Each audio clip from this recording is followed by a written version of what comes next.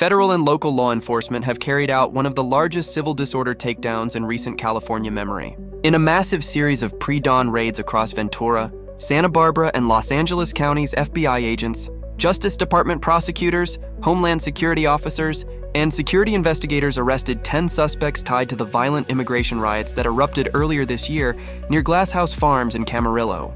The coordinated operation, conducted under sealed federal warrants, comes after months of intensive DOJ investigation into a group known as VC Defensa, a self-described rapid response organization that tracked and interfered with immigration enforcement activity across California.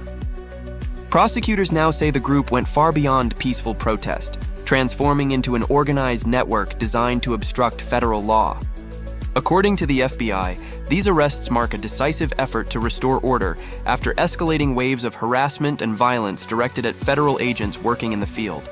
The operation traces back to a July 2025 confrontation when federal immigration officers executing court-approved warrants at Glass House Farms were ambushed by coordinated demonstrators.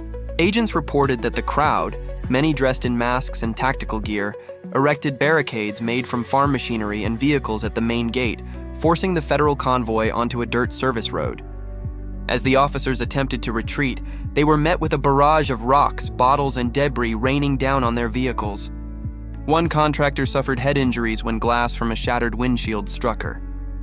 Moments later, a secondary ambush unfolded along the North Access Road, where attackers used bicycles and pickup trucks to block escape routes, trapping the federal convoy in a narrow corridor.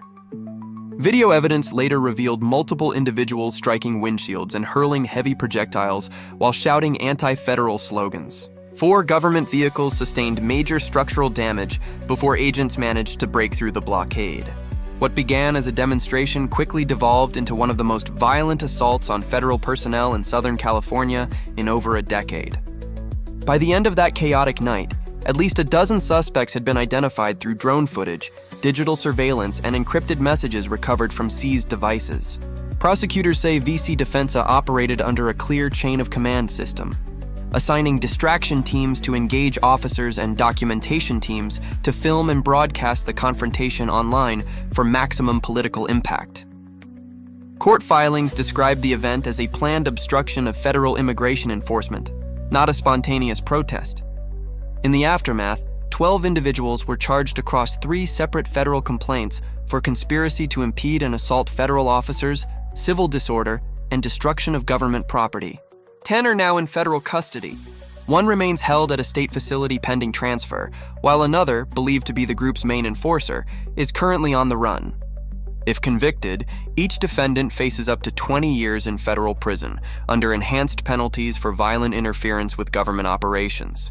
The raids were part of a broader DOJ initiative known as Operation Glass House, a multi-agency campaign aimed at dismantling criminal networks that disguise violence as activism. For residents of Ventura County, the arrests ended months of uncertainty following the July riot. The Glass House property, once surrounded by burned-out vehicles and debris, now stands sealed as a federal evidence site guarded by Homeland Security agents.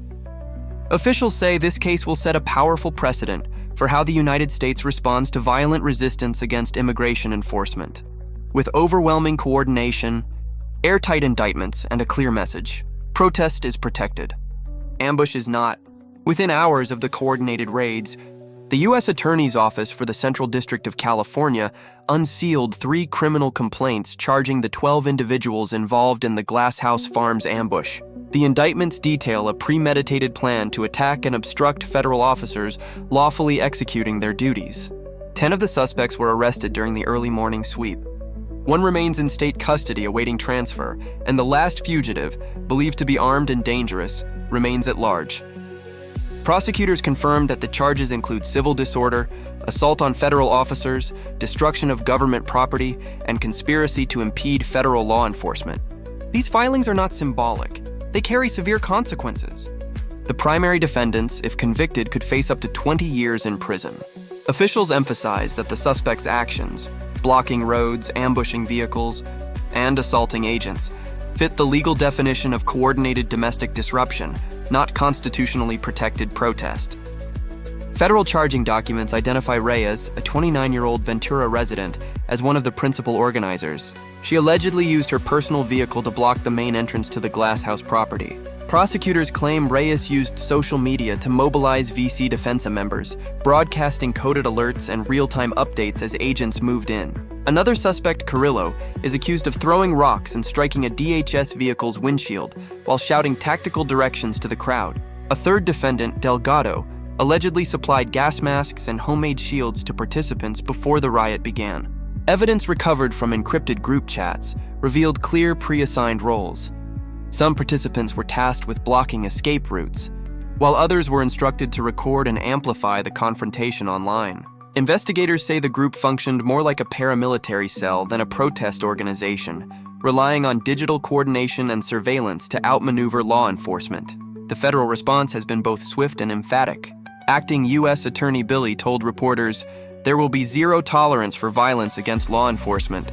Vehicles were damaged, and a federal contract employee was injured when a rock shattered her vehicle window. These charges send a message to anyone who believes they can assault federal officers under the pretext of protest. Attorney General Pamela Bondi echoed the statement, calling the attacks an assault on civilized society itself. The DOJ's message is clear: this was not protest. This was organized violence, and those responsible will face the full weight of federal justice. Both federal and state officials have made it clear. While the right to peaceful protest is enshrined under the First Amendment, the protection ends the moment violence or intimidation is directed toward federal personnel. FBI Director Aquil Davis stated that the Bureau had been tracking the group's activities for months. "What we saw in Camarillo was not protest," he said. "It was organized resistance, deliberately planned to provoke confrontation and spread disinformation about federal enforcement online." Behind the scenes, the investigative framework supporting this operation was vast. The FBI's Los Angeles field office led the intelligence component, working closely with Homeland Security Investigations, HSI, the ATF Los Angeles Division, and the Ventura County Sheriff's Office. Tactical execution was handled by CBPAC and multiple local SWAT teams, who carried out the high-risk arrests across multiple counties. Digital forensics teams have since decrypted hundreds of encrypted messages, exposing the inner workings of the VC Defensa network. Investigators discovered not only detailed planning for the riot itself, but also evidence of surveillance activities targeting immigration facilities throughout Ventura and Santa Barbara counties. Recovered chat logs included instructions for so-called distraction teams, assigned to divert agents from primary targets during enforcement actions, and watch teams, whose job was to film and broadcast the chaos online in real time. One file even contained GPS coordinates of DHS vehicles and residential locations of federal officers. Proof, investigators say, that the group had been actively stalking government personnel. Officials emphasized that these findings confirmed the events at Glass House were far from spontaneous. They were the product of an organized campaign designed to disrupt, endanger, and intimidate federal law enforcement. The Department of Justice and the FBI have vowed to continue pursuing VC Defensa's leadership, including its potential out-of-state financiers. "What we dismantled today," said one senior official, "was only the operational arm. The financiers and digital organizers are next." As the dust settled from the raids, the FBI Los Angeles field office issued an urgent public alert. During the Glass House confrontation, at least one unidentified individual had opened fire on federal agents. Investigators believe the suspect, a masked male dressed in dark clothing, fired a handgun from behind a farm structure before fleeing through nearby fields. No agents were struck, but ballistic analysis later confirmed that 9mm shell casings recovered at the scene matched a semi-automatic pistol previously used in unrelated criminal activity in Ventura County. In response, FBI Assistant Director Aquil Davis announced a $100,000 reward for information leading to the gunman's arrest and conviction. "This was a deliberate attack on law enforcement," Davis said. "We will pursue this gunman relentlessly, and anyone who aids or harbors him will face prosecution." Agents have since distributed wanted posters across Southern California and are coordinating with ATF ballistics experts to trace the weapon's purchase history. Federal sources confirm that the suspect's identity is known, but currently being withheld to prevent flight or interference with ongoing surveillance operations. As the investigation widens, Justice Department officials have emphasized the broader message. Violence masquerading as activism will be prosecuted as organized criminal conduct. The DOJ's Civil Disorder Division released a legal memorandum outlining how the VC Defensa network crossed the threshold from protest to conspiracy. Digital evidence shows the group used encrypted platforms to coordinate nationwide rapid response alerts, warning affiliates when immigration operations were underway.